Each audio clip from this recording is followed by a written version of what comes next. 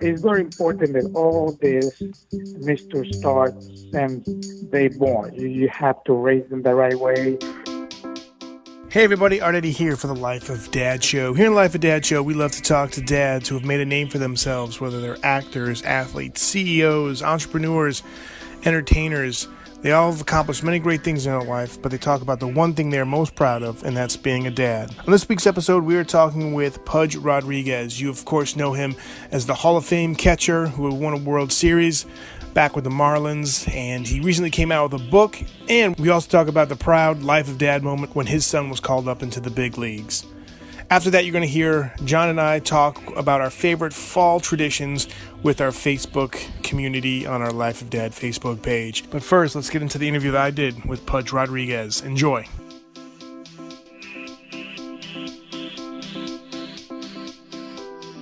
Hey everyone, Eddy here for the Life of Dad Show and online. I'm very happy to have World Series champ and baseball Hall of Fame member and dad, Pudge Rodriguez. Thanks for taking the time to chat with me, Pudge. How you doing, sir? Doing good. Thank you for having me. Yeah, there was recently this year, there was a Life of Dad moment. I wrote an article about it. Your son, Dereck, was making his MLB debut for the San Francisco Giants, and I'm even getting goosebumps just talking about this right now with you. You know how hard it is to make it into the major league level. Talk about, from everything that you know, all the blood, sweat, and tears you put to get into Major League Baseball. Talk about how rewarding it was for you to see your son kind of follow in your footsteps, sir. Well, but to me, I'm really happy the way that he's been taking care of his career. The way that he's, when he started signing out of high school here in Miami, and then went to the Twins organization and established his professional baseball career very, very young age. And he was 18 or 19, 18 years at the time, and just be able to continue work hard. As everybody knows, Dereck started his career as an outfielder. He wasn't a pitcher, and so just be able to do that transfer from being an outfielder to converting a pitcher and just been pitching for 4 years, and now he's in the big league doing the job that he's doing is pretty amazing. But he's always been a very professional, very hard worker since a little kid. I remember that I have him in the closing Major League Clubhouse since 1 year old. Oh. And just be able to walk around and shake hands, give high fives with all the players at the time, even just giving high five to Nolan Ryan at the time. That to him is something that he never forgot. And so for him, the transition, being a high school to pro, I think that it wasn't that hard for him because he was already there compared to me. When I signed at 16 years old, I came from Puerto Rico and didn't know how to speak the language, and just coming from an island in Puerto Rico to coming to United States is a big change for my life. But for him, I was preparing him for that. Just make sure that when he signed professional baseball one day, he knows what he needs to do. So I was prepared him since very early age. Excellent. Thank you very much for sharing that. Now I got to ask you, when you found out the news that he was going up to the big leagues, was your advice more in the world of baseball as a baseball player, or was it more of a dad advice, or was it kind of a mixture between? And did he ask you for advice once you found out that he was going? Well, it was a very interesting story because when he got called up, I just had to go out of the country, to be honest with you, and I didn't have the opportunity to watch him pitch in his first major league game. I came later and see him the second time, but the first persons that he called obviously was the mom and dad, and he calls me right away, and he's not a person that shows a lot of emotions. Yeah. So he was kind of like very calm, quiet, and the first thing he told me is, you ready for this? I want you to sit down for a second because I'm going to tell you something. And I was on the plane already sitting, going, on the plane is just going out of the country. Yeah. And he said that, I got a big news for you. They called me up to the big leagues, and I'm heading to, I'm heading to Colorado. And so, Dereck and I were pretty much the same. We have pretty much same personalities. I was kind of like, try to hold it, obviously, because I'm sitting on the plane. I don't want to jump around and just, start screaming around. Yeah. But to me, that was, one of the best news I ever hear. I know that I have a lot of great news in my life and a lot of good things happens through my life. But when you see, when you hear that your son or one of your kids accomplish something in life, which is, at this time that it, took years to make it to the big leagues, and I knew how hard it was for him in Minnesota. They never put him kind of like in the top. He was fighting every year, trying to do his best, and then become a free agent, came to the Giants, and the Giants give him the opportunity to participate, to pitch in major league games, and that's when everything started, and that's why, what the Giants did for my son, that's something that I will appreciate that very, very much, because I knew a couple of years before that, I knew that he was very close to being in the big league, but Minnesota never has that in mind until he came to the Giants, and the Giants give the opportunity and pitch in the big league. He did a great job, put him as a starting pitcher in AAA, did a tremendous job the first month and a half of the season, and they give him the ball. They give him the ball in big leagues, and obviously the conversation that we always had, they always have with him, that doesn't matter where he plays, he needs to continue to do what he does, just throw strikes and kick the ball down and use his pitches. He put that work at it in the big leagues, and he ended up with a good year. That's fantastic. Thank you so much for sharing that. Take me back to the first time you found out you were going to be a dad. What was kind of going through your mind, sir? Oh, it was tremendous. I was 18-year-old at the time, and the mother was 17 years at the time. So it was great. We always want to have kids since early. We always think of it, having kids at a young age is always good, because you can spend more time with them. You can do the things that they like to do, and if you think about it, it's hard to believe that I got a 26-year-old kid and two daughters. The one is 23 and the other one is 18.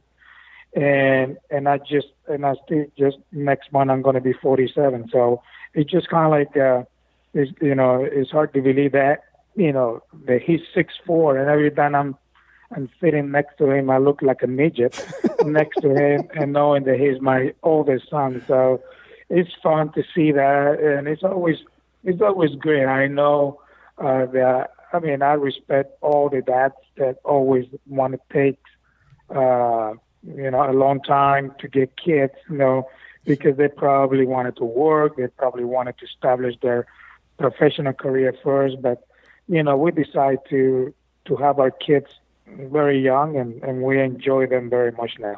I definitely appreciate you sharing that too, because here at Life of Dad, we like to get all views on fatherhood. And you're talking about maybe people wanted to wait and all that stuff, but I think this as well as I do as a dad, like when you're ready, and also too, you got to do what's good for you and your family. You don't have to keep up with the Joneses. So I appreciate that. And talk a little bit about some of the values. You mentioned your kids are definitely grown up. Your youngest is 18, but talk a little bit about some of the core values you look to instill into them as they were growing up, sir.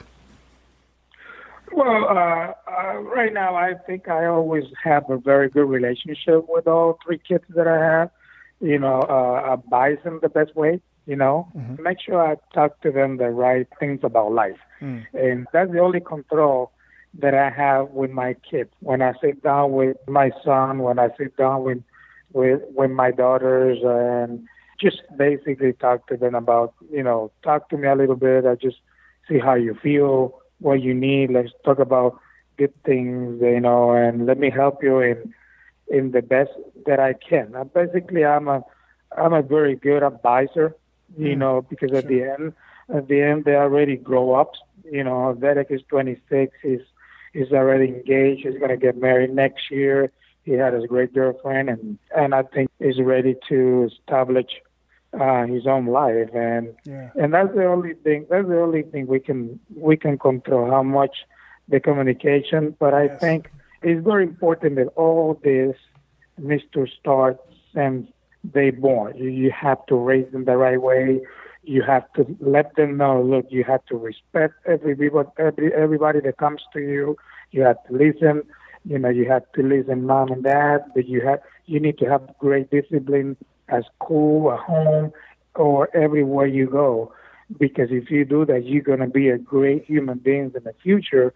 And obviously, you're going to be a very good athlete or a very good professional in whatever degree they wanted to do. So I have the privilege to say, look, I have a son that followed my footsteps. He's in the big league. He plays ball.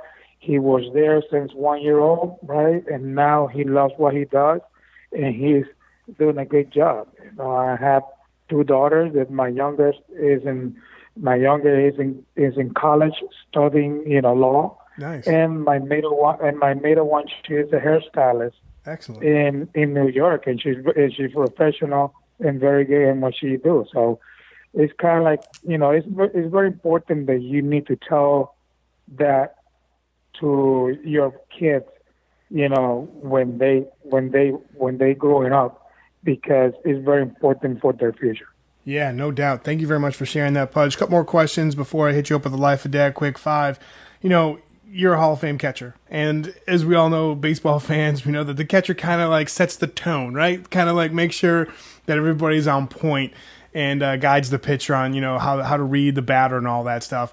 Can you kind of tell me how like similar it is to being a dad to being a catcher in the major leagues, in the sense of like how you gotta, kind of make sure everybody's doing their thing, right? So talk a little about like if there is any similarity from your perspective. Obviously, Hall of Fame Major League Baseball player and Hall of Fame dad right here. So what is there any similarities from playing the role of catcher to the being a dad? Well, it's two different things. I'm a nervous father when I watch him pitch. Obviously, when I'm sitting on the stands watching him pitch, of course I'm a father, and I always want him to have a good outing. And then obviously as a dad, of course we get nervous, right? Yeah. But after the game, I become a coach. Obviously, nice.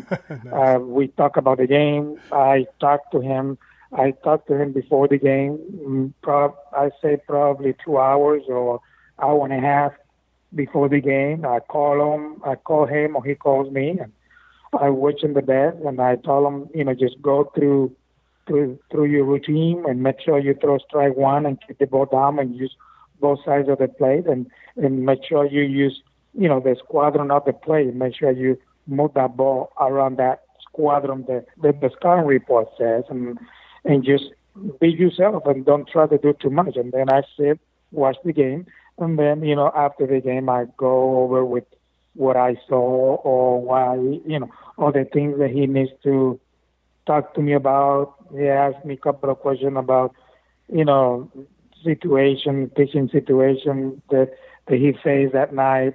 He asked me what you think about that pitch that I throw, if I think it was the right pitch or not.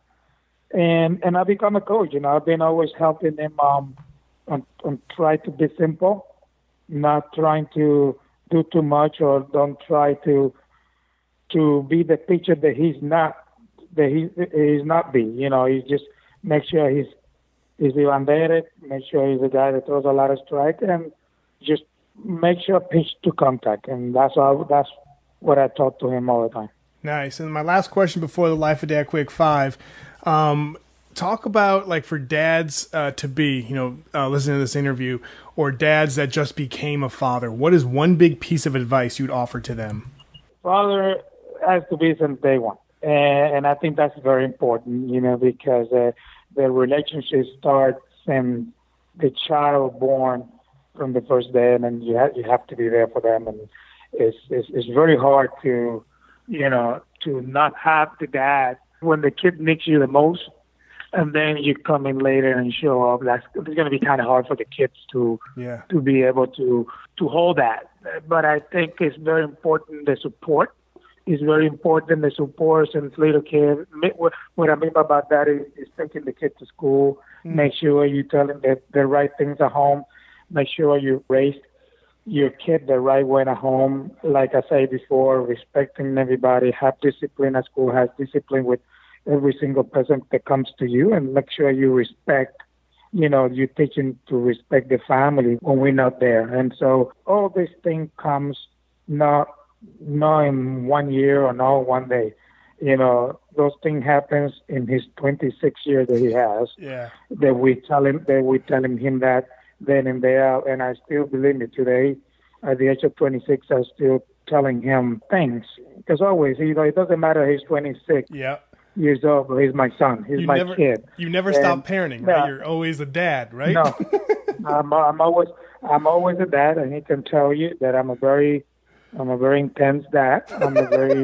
I'm not joke around. I'm always telling what it is. Yeah. And sometimes I tell him things, with my voice a little high, because that's the way it is, and that's why they respect me so much, because if I don't do that, that means that I don't care about them. Yeah. So as long as still doing it back and forth with them, that's the way I am, because I love them and I love him. I love my daughters and they're my kids, and I want the best in life for them. Love it, man. Thank you so much for sharing that. Now we're going to finish off with the Life of Dad Quick 5. Favorite family movie? Do you guys have one?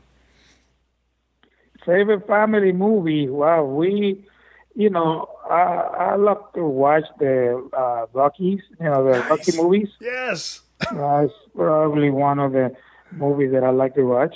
Nice. Favorite song, or was there a band was there a song you used to sing to them as a lullaby, or was there a band that you couldn't wait to introduce them to when they got older? Metallica. Oh, nice. Okay, great. Describe the perfect family vacation. Where would it be? In the ocean, taking the whole family and be in a nice resort and just let them do whatever they want, whatever they want, but we are in the same building. So that's the vacation that we love to keep. That's great. And I always love asking pro athlete when they got inducted to the Hall of Fame, what kind of was going through their mind. So when you found out you were going to the Baseball Hall of Fame in Cooperstown, what was kind of going through your mind when you first got that initial call? Dream come through, and one of the first things that I said thank you was to my mom and dad. Nice. because what I just told you earlier. Yeah. Because that's how when you're raised like that and you respect and you grew up that way, you're gonna have great things in life. And that to me was the best thing in life I have as a baseball player. Love it. And lastly, you won the World Series. Did you keep any keepsake, any dirt or grass or anything from the stadium? You guys clinched the World Series win, or do you have did you put your glove away? Did you have anything as a keepsake? I have the catcher's mitt. I have the dirt from behind the plate. Nice. and a little piece of grass from where I hit my last base at the World Series. Nice, that is fantastic. Same where the ball bounced. Yes. I don't know if that one was the real grass, but it was close. It was very close. Nice.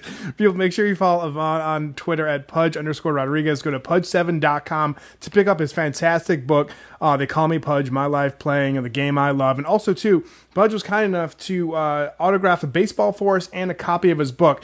And you got to stay tuned here at Life of Dad. Go to lifeofdad.com, because we're going to be giving away a book and a signed ball from Pudge Rodriguez. Stay tuned for the details, because we're going to have a really fun contest that kind of deals with Pudge's social media handles and our social media handles as well. But make sure you follow him on Facebook as well at Pudge Rodriguez 7, and on Twitter at Pudge Rodriguez, Pudge_Rodriguez, and then also on Instagram at Pudge Rodriguez 7. And we'll definitely put up links on where you can follow him. Pudge, it's been such an honor chatting with you. Big fan of your work on the Diamond and on talking about fatherhood. Really appreciate your take on fatherhood, sir.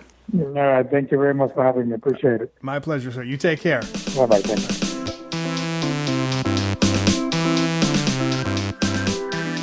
Hello, everybody. Welcome to the Life of Dad show. We're here. We're live Monday. I'm here with my co-host Art, or at Art83. If you've noticed, maybe you can give us a tour of the new space behind you. Some of us, when a show comes back from hiatus, they get a new studio. My man here has like an entire Marvel, Star Wars cinematic universe behind him. Yeah, so we just moved into the new place. I got a lot of stuff I need to do. You don't see like all of the just boxes and other stuff. And it was funny. First of all, let us know where you're watching from. Let us weigh in on this conversation. It's favorite fall activities to do with your kids. We want to know what you guys like to do. Share it with us, and John and I are going to share ours. But in our green room, so to speak, John was like, "Is this the first room you got all situated?" I was like, "No, we got the kids' room, everything else all done, and this is the last room." So I got to take my time with this room, man. Yeah, you got to figure it out. I mean, when you have a bonus studio room that's like entirely 100% yours, you have the time to make it perfectly. Once the kids' rooms are all squared away and your bedroom's all squared away, they can do all their own rooms, and you can kind of lock your door in there and figure it all out. Oh, locking door, I will. Yeah, I mean, also, we like to call out everyday heroes here, and you did an entire move by yourself. I've moved several times over the last probably 6 years, and I've never even attempted to do a move by myself. It just I did a bunch when I was younger, where I'd be like, I'll just move my whole apartment, but I have never attempted that with a wife and kids and the whole work. So congratulations to you, man. That is one hell of an achievement. Thanks, man. Yeah, I got my dad card in full effect, just moving the whole house by myself, except for a couple things. Thanks to my neighbor Matt, who helped me out. So it was all good. We got Rand saying hello. Mike, I don't know if you're getting pissed at the situation with our show. Or is that like a term for when you get drunk, you get pissed? And is that I think that's a European term, I guess? Maybe having a good time. Get it? European pissed? Double, triple. Yeah. No, but let us know. It's funny if that is, Mike, if it is referred to drinking. A lot of cool drinks, especially I'm a big Sam Adams Oktoberfest fan. So I feel you on that. But we're looking for more family-friendly stuff you're doing with your family. What about start off, John? What about you? What's your number one, not number one thing, but what's one of your things you like to do? Yeah, so fall's funny. It's for some reason, I've lived so many different places. In all my time in LA, there really is no fall. It's summer, kind of a little bit of summer, and then summer. And then I live in Florida, which is just hot. There is absolutely no fall at all. So here in Dallas, there's actually the leaves are falling now, and it has a little bit of a nice feel. It's 45, 50 degrees at night. I mean, it's still 88 during the day. And so I haven't, when I grew up in New England, obviously fall was flat, out, football outside, front yard football, all that kind of stuff growing up. I always we live luckily right near my dad's golf course. We live in New England or in New Jersey, had apples. I know it's the land, but apple picking, a fresh apple right off a tree, is actually a fall thing, and that's awesome. And you don't get to do that really any other time of year. No, yeah, no, apple picking is huge. We would do that kind of on a Sunday or a Saturday, preferably me for a Saturday because football's on Sunday. But I always love doing that. Big time. We always do that in New Jersey, every second or third week in September. You get the apples, you get those cider donuts, get some apple cider. You're really good. You're good to go. Here in North Carolina, not so much. No apple picking. No. It's kind of we were oh. Yeah, there's some orchards around here. I've looked. They're an hour away where there's some stuff. Oh, McFly is in. Nice. Thank you, Mick. That's always one of my favorite names to come see. And also, yeah, I remember we were in Florida, and it's just stifling hot all the way through. And then maybe for December and January, you get some days that dip, like he said, into the 70s. But Christmas, fall, Thanksgiving and Christmas season, holidays come and go, and you're in shorts and a t-shirt or whatever all year long. So it changes. Rain has a good one. Tree climbing is good. Fall is good for that, especially when you're younger, because you can actually see the branches. You're not covered with leaves and all that kind of stuff. The only difference is fall, sometimes you don't really notice when the branches are dead-ish because they all have trees, and you can easily fall in fall. And I did that many times where other people did. I broke my arm one time climbing a tree, falling. So I was young. I was like 6 or something. But yeah, so tree climbing is awesome, and it is better to do in the fall, but that's something you got to watch out for because most of the trees have no leaves or they're dying, so you don't know the one time you grab, you hear a snap, and you just fall down. Nice.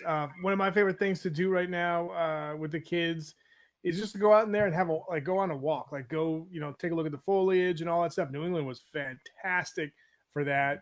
September and October, leaves changing. Here now in North Carolina, the leaves are changing in November, but just taking a walk, like one of the greenways they have, love that stuff. And it's just kind of like when you're getting out there, nothing, I love kind of running like in the fall and the spring, kind of when the air is kind of crisp and kind of cool. Nothing like that smell when something is burning, like, in a good burn. Someone's like doing burning some leaves or whatever. Yeah. Or like one of those little, what do you call it? A fire pit or something like that. There's like nothing better when you're taking a walk. It's a Saturday.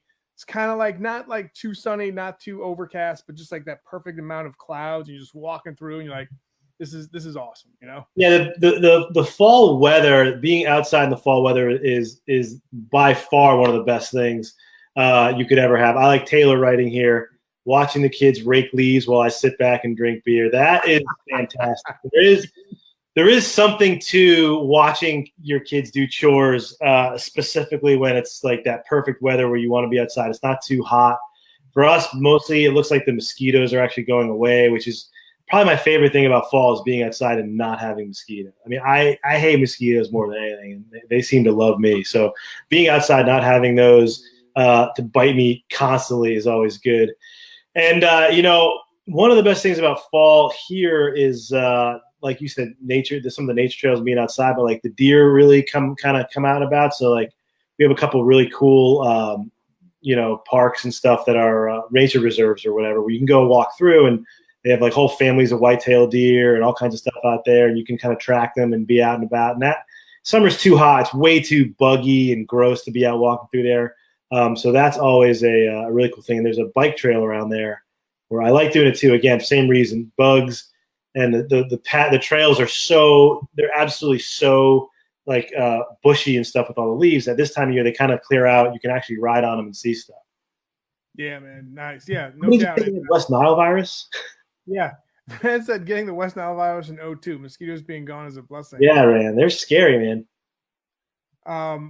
I right here building bird feeders. They're the kits. I like that. There was like I probably like that commenter right there was like maybe like a big one. Yeah, we were at a birthday party or some type of party in the fall, and they had like little bird feeder kits, like maybe like this big. Kids put them together. They painted them, and then we put them outside, and we just like put some seed in there, see what happens. But that's cool. Doing like a cool like outdoor craft, and then of course like carving pumpkins is cool. But after Halloween and all that, did you guys ever like the ones you didn't carve, that maybe like you just got regular pumpkins just to like make it festive and all that stuff? Did you put like sometimes I think we did it once where we painted the pumpkins with like a fall theme and all that? Have you ever like painted your pumpkins after like Halloween? No, although I did. We had like the ones we carved, and then we still have them right in the front door, like 4 or 5 of them. I don't know if they're like decorative I don't know. My wife picked them out. They're just pumpkins. But I saw my son in marker wrote poop on the side of one of them. So that's awesome. So we'll leave that up for a while. I was like, oh, look at all our pumpkins. And I was like, what did you write on the side of that? It was turned the other way so nobody could see it. It was facing the house. Yeah. And my daughter was like, he did it. And I was like, oh, you wrote poop. All right. That's awesome. Smashing pumpkins. Yeah. That's another tradition too. It'd be cool if you take the pumpkin that had like the poop on it, you carve it, like you drill a little hole and you have like little seeds coming out. There you go. Yeah, we can make it like a whole interactive pumpkin project. Yeah, I don't know. We were wondering, like, when did he get a marker? When did he go out? Like, when did this happen? Like, we're pretty much together. He's only 5. Like, we're around all the time. Like, we're like, when did you do this? And he was just like, oh, did it. And we're like, yeah, but when did you do it? So, mystery still unsolved. When everybody was sleeping, I just got up. Yeah. I mean, we have an alarm on at night. Like, I don't know how he figured out how to have time to do it. And it was like the best he's ever written. It was like perfect P's and O's. He's gonna be a graffiti artist. Yeah. Yeah. That'd be awesome. Another thing too is kind of like, yeah, I know someone said like having their kids rake the leaves and all that stuff, but there's some cool time after you're done raking the leaves, you actually see grass again, playing some sports, whether it's soccer or football with the kids and all that, especially football. Love doing that, getting some of the neighborhood kids together too. Like the dads would be, like all-time quarterback. And that was like back in the day, my dad was all-time quarterback, and the kids, me and the other kids in the neighborhood would like, make teams. And then now like, I've kind of passed that torch on where I'm like the all-time quarterback for each team and all that stuff. So playing football outdoors, like fall sports, especially, if your kids are playing soccer. I'm coaching my daughter. I mean, not that it's outside, but basketball and all that stuff. So fall sports, we're really into. Yeah, I think fall is a good wiffle time as well. It's really a summer activity, but like the good thing about it is you get some of the wind to pick up in the fall, and if you play right home run derby, you can get some real carry on some of your roof ball, if I remember right. And then McFly says, yeah, that's like the Christmas stuff. I feel like they leapfrog Thanksgiving this year. I went the day leapfrog Thanksgiving for like, I don't know. I went in the day of Halloween. I realized we didn't have any candy to give out. Like I knew we were going to be out. We were just going to put some stuff out front because we were going to be out walking at our friends and stuff. And I had to run into the supermarket and get trick-or-treat candy. And the aisle was already cleared the day of, and it was all Christmas stuff. And I was like, we haven't even had Thanksgiving, like Halloween yet. And you just blew over Thanksgiving, man. That's not cool. Yeah, Thanksgiving, unfortunately, is getting like just the bad maltreatment of like holidays and stores. Like you'll get like something that like you'll get like trick-or-treat candy that's on sale now, like 50%. You'll get one sign that says thankful, and everything else is Christmas. Yeah, there's nothing. There's like stovetop stuffing and then 45 Christmas items. Little turkey statue, stovetop, and then Christmas. Yeah. Start a project for mom for Christmas, unpainted furniture. There you go. Have you ever like created something for like you and your kids, like, for your wife and obviously for their, their mom and all stuff, like make something like along those lines? I don't think they want me making something along. I think I've told you my birdhouse. I made a birdhouse. That was pretty terrible. I made a soccer goal. I think I told you guys one time that was awesome. That worked. They used that for a long time. Problem is I don't have everything. I think I could do all that stuff. And every time I think about it, and I'll like go to Home Depot and, I don't have the tools to do it. So it's not the idea that I could do it isn't stopping me, nor the desire, but I don't feel like going to get, a table saw and all the other ancillary things needed to build something cool. The equipment would cost more than the thing I'm trying to make at this point. And I have nowhere to put it. Yeah, no doubt. I know they'll cut wood for you though. I made that excuse to a neighbor of mine who's super handy, and he's like, you could say that, and most people will be like, whatever. But if you have all your measurements, Home Depot will cut the wood for you. And I was like, shh, we don't need to know that. Stop giving truth bombs. We don't want that. I don't want to hear this. Because that's a slippery slope too. Just thought about it. You make something and it's good. Then people like your family like, oh, what are you gonna make again next year? Like, what's going on next year, right? Yeah, we got a playhouse for the kids. We moved into our new house in the backyard, like a play set, with like a slide and 2 swings or whatever. And when you go to the place, they're like giving you the prices, and they're like, here's what it is, and then it's also this much cheaper if you build it yourself. And I'm looking at it, I'm mulling it over, and my wife's like, no, you're not building this. You don't have any of this stuff. Anything happens, it's on you. The kids are gonna swing. Let them do it. And it was a good thing. I watched them build it when they came. It was 4 dudes. Took them maybe like 2 hours, which means 4 dudes equals 1 Finkel, which would take me like 6 weeks. Like the algebraic equation right there. Let me see here. It takes 4 dudes 2 hours. It takes 1 Finkel 35 minutes. Done. Oh, that's fantastic. What else like doing in the fall of your family, man?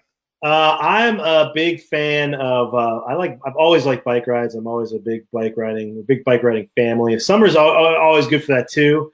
But especially for the little kids, you can't really go that far because they get hot. They just get overheated and kind of bored. You're stopping every 10 minutes for water breaks, and then you're just whatever. And again, mosquitoes are an issue. So I'm a big fan. Like this is the perfect time. This past couple weeks we've gone for like hour and a half. We're breaking all kinds of our course records. We're going out for like 2 hours on bike rides. Just need a granola bar and a Capri Sun instead of like an entire 4-gallon cooler to keep them confident, when we stop and stuff. So that's probably one of my favorite family things to do. And then, nighttime, this is the time of year where it's not too cold out. Like anyone has an outdoor TV, a couple of beers, maybe a cigar or two for a Thursday night football. No, I'm not talking NFL. Back when the college games were good, like a college Thursday night game. But sports at night outside this time of year when there's no bugs and kids are asleep. Since I know we're talking kid stuff, but that's actually one of my favorite pastimes at this time of year. Is you're not freezing, you're not getting bitten alive. A couple ice cold beers out there, TV's on. That's a good time. Nice, man. Yeah, one of our neighbors has the TV outside. We played poker and we were watching. I forgot at the time. It was in the summertime. We were watching some baseball game or whatever. But like, that's awesome. That's like, just that cool atmosphere. And you have like, again, like you said, in the fall time, there's no bugs, nothing's out, and you just chilling. There's that like crisp feeling in the air. So I like that. Another thing for me is kind of like, and mostly it's indoors, but it's also too like outdoors too, like decorating the house for the kids, like seeing where they want to put this or whatever things that they've made or whatever, maybe in front of the window or something like that. So having them do something along those lines is pretty cool. So decorating indoors and outdoors. I know we were talking about like the Christmas thing a while back. We kind of like start decorating for Christmas around like after Thanksgiving, like around Black Friday. When do you guys start? All that stuff, yeah. I don't even think about it till after Thanksgiving. I know, like the guy next to us already has like the nutcrackers. Like he has like two 5 foot tall nutcrackers that he puts like right in his doorway that come down the second the Halloween stuff comes down. Then he's got all his lights are already up. Like yesterday, I could tell because like you can see some of his lights like in our bathroom. We have like a stained window, and I was like, he put them up. Like there's green and already through, and I'm like, it's November 3rd. That's awesome. 2 full months of lights next to us. So, it's fine. I think we don't really start any of that stuff until after Thanksgiving. Yeah, same here. Chris says, I'm outside with your TV. Man, it's bloody freezing out here in the UK. Hey, look, that's all. I can't do anything about that. We, our New Hampshire, New England for art, me, Boston, New Jersey, like. So I know when it's super cold outside, and you know what? That didn't actually even stop us. Like I remember playing out, like watching TV outside and stuff. I'd probably be in shorts and a sweatshirt for the most part, but for some reason for me, this is more of a temperature thing. Like the middle ground of like 40 to 55 was always the toughest for me. Not in like terms of being difficult, but like somehow I always felt more comfortable under 40. Like give me 30s and 20s and like. Or give me like above that, but like that middle area is like, am I in shorts? Like, what am I doing here? Like, give me that. Like, I wish there was you could just skip like under 40 or over 60, and everything in between there. I'm always confused about what to do. Yeah, I agree. I mean, I'm usually wearing shorts all year round, but like there is that middle ground of temperatures. You're like, well, okay, what am I supposed to do? And then like if it's in that 50 range, it starts getting a little warmer. It's like, why the heck did I bring this long sleeve shirt? And so I feel that. Something right here. This is cool. My husband took both kids and the dog for a walk late last night when my friend, while I was making dinner. Then we had fun, and I wasn't chasing the kids out of the kitchen. Yeah, especially around the fall or the spring when like the spring is like, oh, we can go out and enjoy the weather. This fall is like, all right, the last couple of months before like the winter hits and like you can't be out, like, you don't know if you can be outside or not, right? Yeah. So months where you're spending more time outdoors, especially in North Carolina, because like my daughter's in the summertime, like it's so hot. So here it's like go out, you have fun, dusk happens, dinner should be ready, you go have dinner with your family. So totally cool on that. All the roast peanuts, almonds, and pecans, those are always a grab. Have you ever had, this is like I don't know if they do this in Texas, but you ever had boiled peanuts? I've had them. They're good.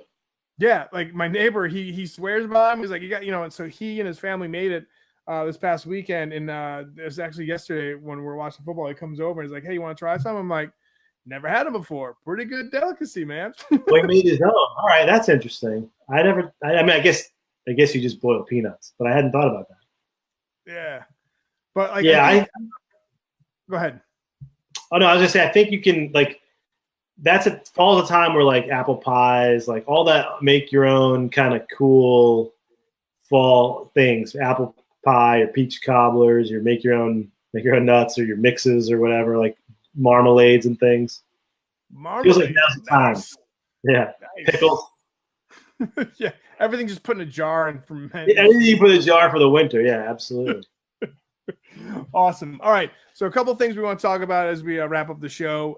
Make sure you go to iTunes or wherever you listen to our podcast. This week we debuted our Adam Carolla interview. A lot of cool things. We talk about participation trophies. We talk about like trying to teach your kid a craft or a trade, and of course fatherhood. And you got to hear what Adam Carolla is working on, like what car project. It's insane.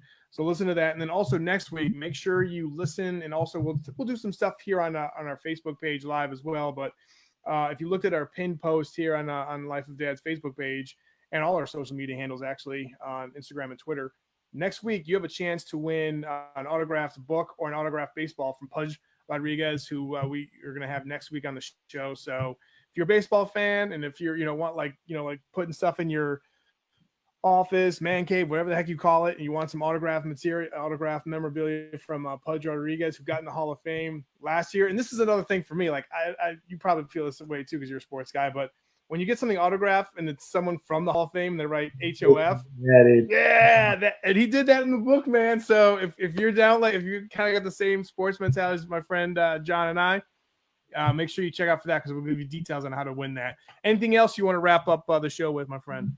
No, just we have this show, and then like I was saying, we do a podcast every week. We've had just some awesome guests lately. If you want to go check those out, the sports side, we had Steve Rushin on, Sports Illustrated writer, Adam Carolla. We had last week. We interviewed James Blake, the tennis star, and that'll be coming up soon. And we've just got a lot of dads doing some really cool stuff across the world of sports, entertainment, and writing. So number one thing we want everybody to do is make sure you subscribe to the show. So, or maybe we can put a link in here in our comments to the homepage there to subscribe. And we want to make sure we have actually more guests, more subscribers, more kind of cool guests we can get on there. And make sure you check that out. We have a newsletter on lifeoftdad.com. We want everybody to sign up for. That way we can just send the new shows directly to your inbox whenever they come out, so you don't miss any. But definitely listen to the Carolla show. For those who watch this regularly, Adam was my boss on the Man Show many years ago, so it was good to reconnect with him. And I was talking about projects that we were doing when he was removing into his house. When you're talking about moving to your house, Art, I was a PA on the Man Show, and one of my official jobs was to basically be at his house waiting for the electrician. And Adam, could do all this work himself, so he would basically I'd be on a cell phone yelling at the electrician what Adam was telling me with which studs going with which switch. And so that was one of my early times working with Adam. So he's none of his handiwork got rubbed off on you then. No. I would basically hang out at his house and shoot hoops in his backyard waiting for the contractors to show up for 2 weeks straight.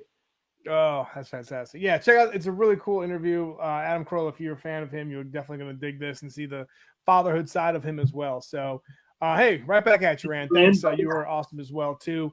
I did put the link. You guys can check out and subscribe to iTunes, wherever you listen, whether it's Google Play, Stitcher, iHeartRadio app. We're there. Just search Life of Dad Show. Leave a comment. We might reward you with a Life of Dad prize pack or some other cool stuff. Hint, hint, hint for next week. Yep. So for John and myself, we'll see you on Wednesday. Make sure you follow us, John_Finkel, me, Art Eddy 3 on Twitter, and then Art Eddy LOD on Instagram, just for news when we do these shows, different times and all that stuff. But thanks for joining along with us, and we'll see you next time. Peace. Thanks so much for listening to the Life of Dad Show. You know where to find us, lifeofdad.com, and on Twitter and Facebook.